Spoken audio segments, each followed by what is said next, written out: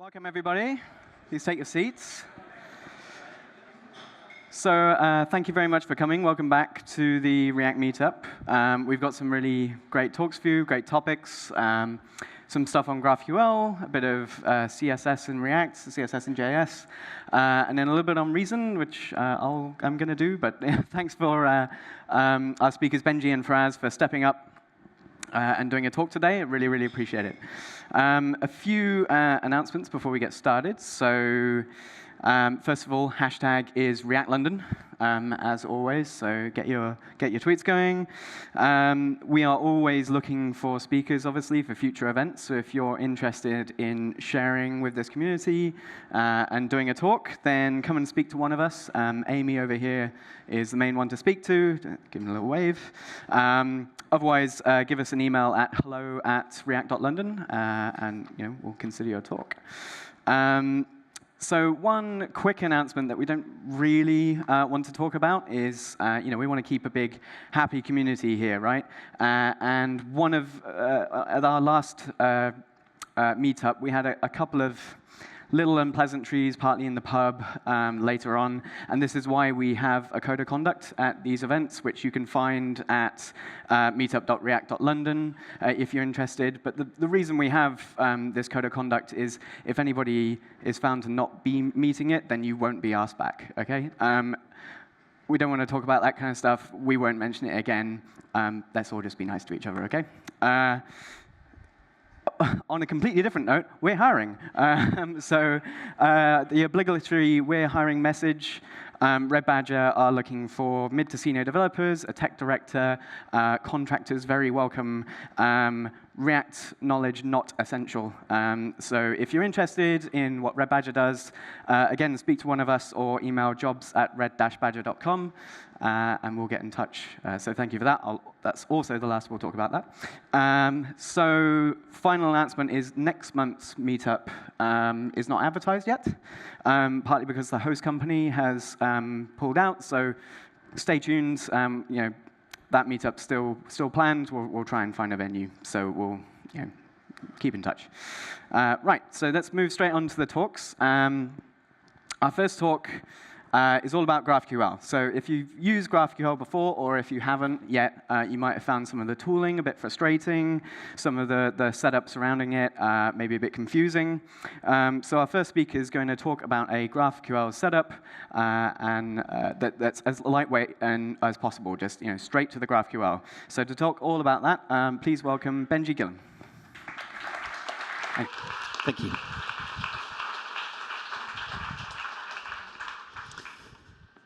Hello everyone. I'm Benjie. I'm a freelance software developer. I work on Postgres, Node.js, GraphQL, and React projects. I'm also a GraphQL trainer and the maintainer of the popular open source project PostGraphQL, which will create a fully working GraphQL API from your Postgres database schema. You should check it out, but that's not what we're going to be talking about tonight. Tonight, we're going to be talking about how to make a lightweight GraphQL app. So what do I mean by lightweight? Well, we're not going to be discussing the GraphQL tooling, such as Apollo and Relay. We're not going to be looking into JavaScript tooling, such as Webpack or Browserify. We're not going to be looking at the server side either. We're just going to be looking at vanilla.js, window.fetch, and React, of course. So a disclaimer before we get started. This talk does not demonstrate best practices. We're deliberately not using the GraphQL tooling because we want to understand what's going on under the hood. It's important to recognize that you should use the GraphQL tooling in your production products, and it will save you a lot of work and also hopefully save you from a lot of bugs. So without further ado, let's get started. So the designers have given us this sketch for what they want us to make. It's a fairly simple settings page. It's got the website name, the username, a name and website field so you can update your settings. So the first thing we're going to be doing is a mock-up. So here's our basic HTML file. We're going to pull down Bootstrap so we don't have to think about style sheets. We're pulling in React, React DOM. And because JavaScript doesn't natively support the JSX syntax for some reason, we're going to pull down Babel purely so we can pass JSX. And that's the extent of our tooling. So looking back at the sketch, the back-end engineers have provided the following mock data. So you've got a current user, and they have a name and a website. So I'm just going to move that to the side. We're then going to look at the header. So the header is going to have a link on the left with the website name and the current user's name on the right. Moving that to the side, we've also got the settings page, which is just a form with the name and website input and the save button. Then pulling those together, we've got the layout. So we've got the header and the settings page, both of which are passed through the current user. And finally, we render that to the page with react.dom.render, passing through our mock data. And that's the extent that we're going to go into that. So quite a simple React application. So the next thing that we need to think about is how do we query GraphQL? But first, what is GraphQL? So the back-end engineers got in touch, and she's informed us that a basic read-only GraphQL API is now available to us, and we should be using this instead of the mock data. So the main thing to know about GraphQL is that GraphQL returns data in the shape that you request. So in order to get the data that we had in our mock, which was this, we would send a query like this. And as you can see, the fields on the right correspond with the fields and structure of the data returned on the left. So here's the query from the previous slide again. It's got a few nested fields. And this structure is called a selection set and tells GraphQL exactly what data we want it to return for us.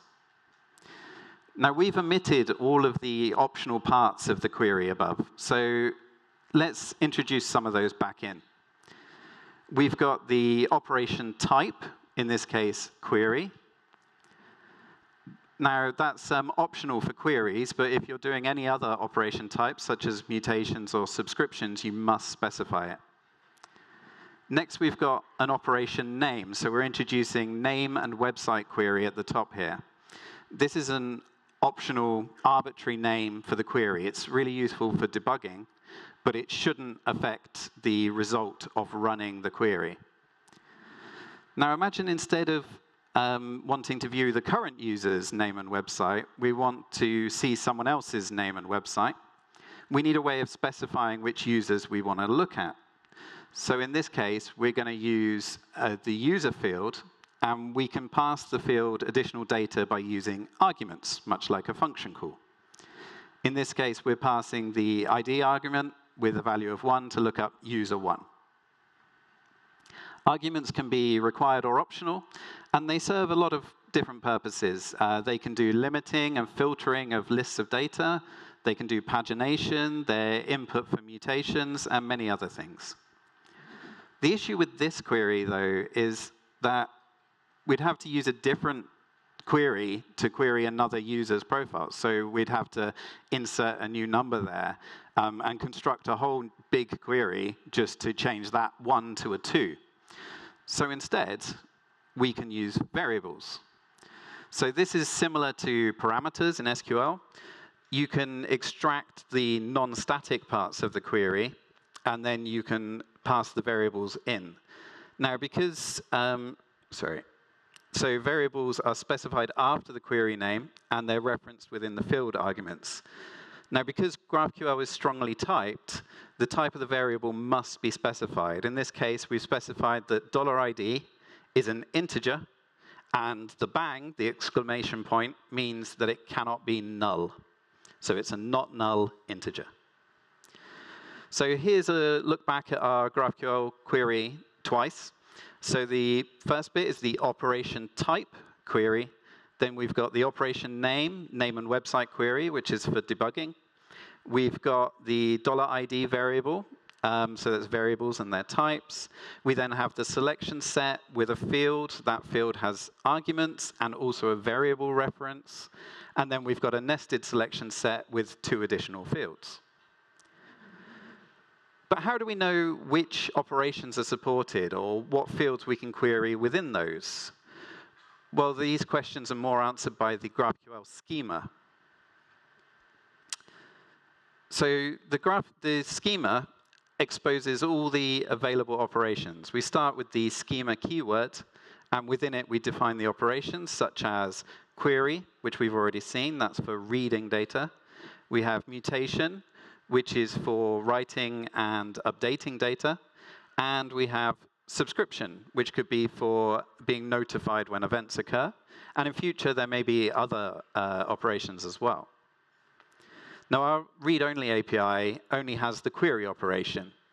And we need to define what fields that query operation is going to make available. So we're going to do so using the query type.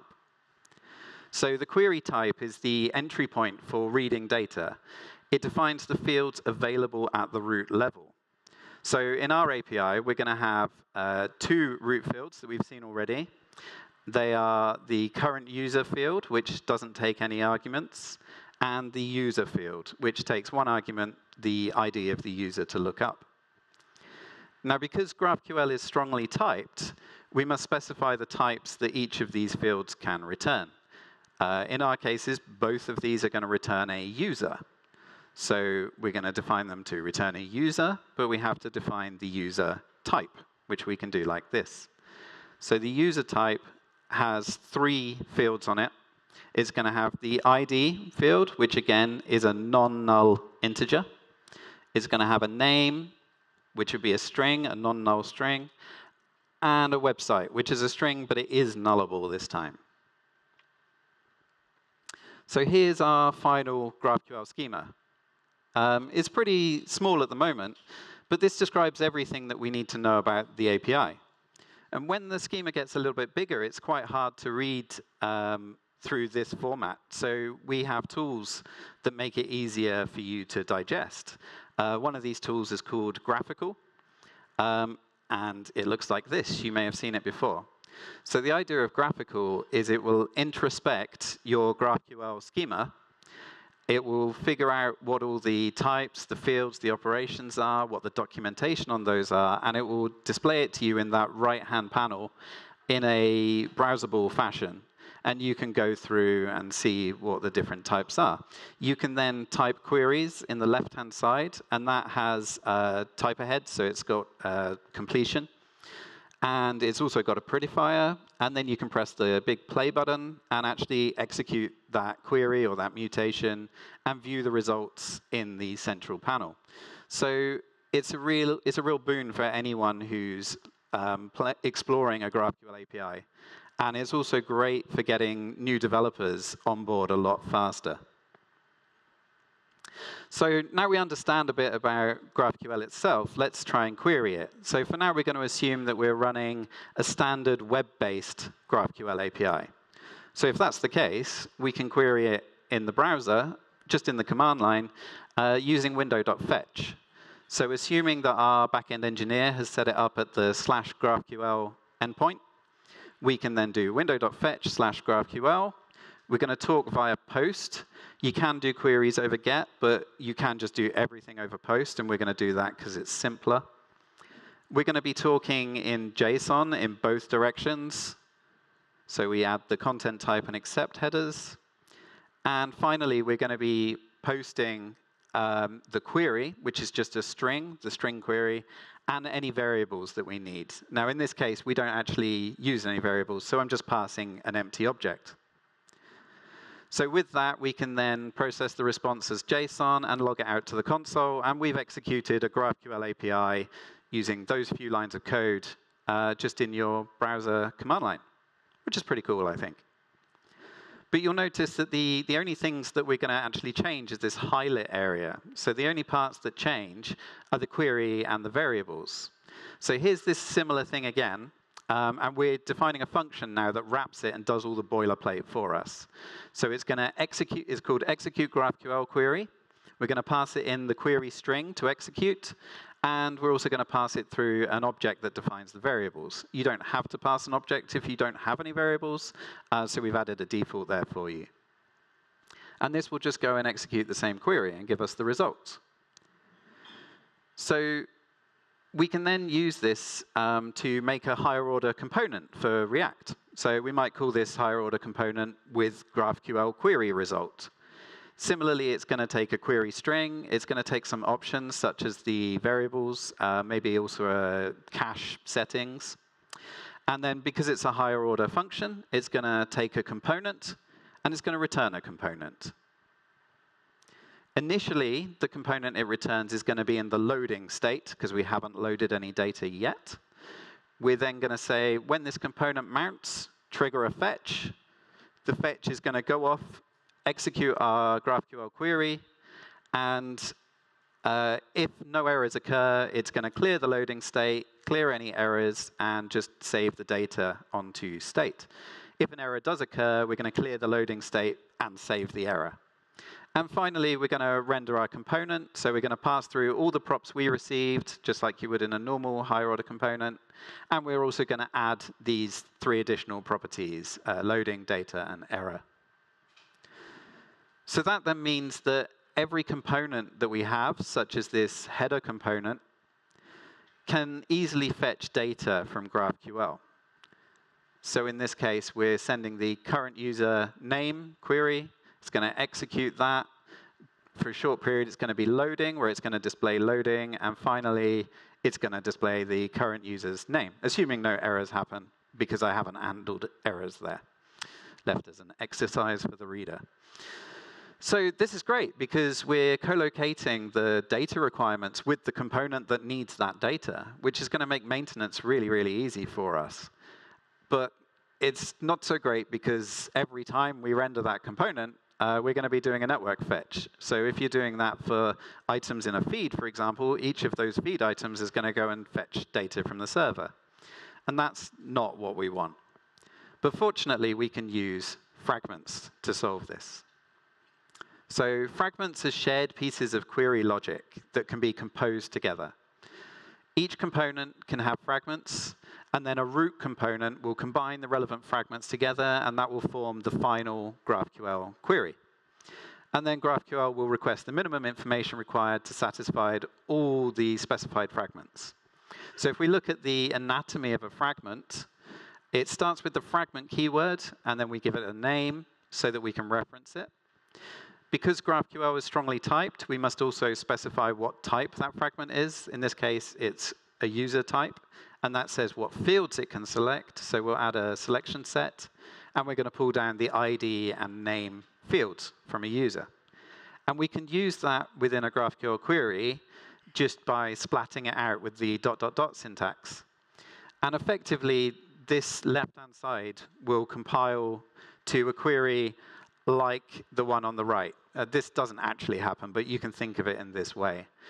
And it doesn't matter that the ID field there is referenced twice. GraphQL will see that it's the same thing, and it will only calculate it once. So using that, we're going to look at our design again, and we're going to look at the fragments that we would make for this design. So first of all, the header. So the header just needs to know about the user. So we're going to create a header user fragment on the user type, and all we need to know is the name of the user. Then you've got the settings page itself, so settings page user fragment. Again, it's on user, and this time we need to know the name and the website. So we'll put those in there. And then finally, we're going to pull them together using string interpolation. So we're using ES6 template literals here. But this could just be string concatenation. So we're splatting them out in the first highlighted bit, and then we're just injecting the actual values of those fragments in at the end of the query. And so this is just string concatenation. There's no magic going on here at all. And that will build us a GraphQL query that we can submit to our server, go off, fetch the data, and then feed that data through layout, which can then pass it on to its children, back down into the header and the settings page. Now, warning, the simple string concatenation that I'm doing here will not allow the same fragment to be used twice, and it has a number of other issues. So this is where you'd be relying on your GraphQL tooling, such as Apollo or Relay, to help you solve these issues. So the back-end engineers got back in touch, and she's informed us that she's added the avatar URL field to the GraphQL schema, because the designer wants to put an avatar next to the username in the header, which is fair enough. So we're going to add this to our React component. We'll just add avatar URL to the props that we accept. And we're going to, if there is an avatar URL, we're going to output that with an image. I realize there's a mistake on that slide now. And then we're going to add the avatar URL to the fragment so that we know to fetch it. And that's it, job done. We don't need to do anything else because the fragment will be composed and everything will know to fetch that field for us. So that was it. Easy. So we've talked so much about querying data. We haven't talked much about actually changing data. So this is where GraphQL mutations come in. So remember our GraphQL query anatomy that we looked at before? We've got the operation type, the name, the variables, the selection set, fields, arguments, and so on. This is going to be basically the same for the mutation. So we've got the mutation, which is the operation type. We've got update current user mutation, which is the operation name. Now remember, this is just for debugging. It shouldn't affect the result. Then we're going to be sending that a variable. We've called the variable $user_changes, and it's going to be of type user patch. And you have to specify one, otherwise there's no point in calling the mutation. And a user patch would be like the user object, but where everything's nullable. So you only specify the fields that you want to change. So inside that, we're going to request the update current user field, which is effectively our mutation. And we're going to pass it an input, which is going to be the patch, the user patch, which we've got in the $user_changes variable. So that will do that field, and then that will execute that mutation. And then on the payload of that mutation, we can request additional fields so that we can update our caches, or we can update the view and see what's changed. So we're going to request the user field on the payload. And within that, we're going to request the ID, name, and website. And that's it. That's our mutation. So I'm now going to squash that up, just going to remove some of that white space so I can fit it at the top of the next slide. So that's the same mutation we were just looking at, just squeezed up and put into a template literal. So in order to perform this mutation, we can just use the helper that we made earlier. So we're going to do execute GraphQL query, going to pass it the mutation query string from above. And then this time we do need variables, so we're going to pass those in as well. We've got our user changes. That's going to go into the $user_changes variable. And we're going to just update my website, so we're going to point it at my Twitter. And that's it. That's enough to execute that mutation. And that's going to return a promise, which we can await if you're using such things. But the main thing to note is that queries and mutations use the same API. You pass them a query string, you pass them an object that defines the variables, and everything works in the same way. So using the data from this payload, we can then update the display. And tools like Apollo and Relay will manage our cache, our like Redux store or whatever we have. And it will automatically update that, so that React will automatically re-render for us, and everything will be beautifully in sync, and you don't have to do any extra effort unless you're doing a more complex mutation. And this is wonderful. So Relay uses the global object identifier specification as the cache key, so it uses ID field. And this will uniquely identify each of the nodes without the system so that it can correctly patch the fields within that object. Apollo is a little bit more flexible, so it allows you to specify how to do that. So you can give it the data ID from object function, and then you will be given an object, and you can decide how to make the cache key for it, which is commonly like a combination of the type name, which is an introspection result from the GraphQL schema, and the ID, for example, the row ID from your database or the key from your Redis store. And that's it. So to recap, we've covered quite a lot of stuff. We've looked at the anatomy of GraphQL queries, mutations, and fragments. We've used fragments to make a maintainable and non-repetitive data specs, so we don't have to make the same changes in multiple places, just in the one location. We've learned about the GraphQL terminology, so we've learned about operation type, operation name, selection set, fragments, fields, variables, and arguments. We've done an overview of a simple read-only GraphQL schema. We've performed queries and mutations with window.fetch, so we know that we just pass the query string, the variables object, and that's all there is to it, really. And we've talked a little bit about the tooling, Apollo and Relay, and we know that that does a lot for us, and we should definitely use it in our project. So those slides are at the link at the bottom there. I've also made an example repository where the branches, step 1, step 2, step 3, line up with the steps in this presentation. I've got a link to this also on my Twitter profile, so if you just go to @Benjie on Twitter, you'll see that. So thank you very much. Any questions?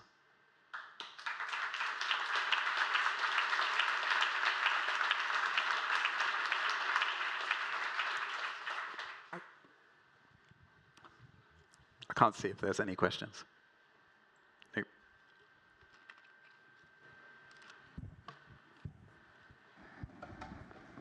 Well, thank you very much.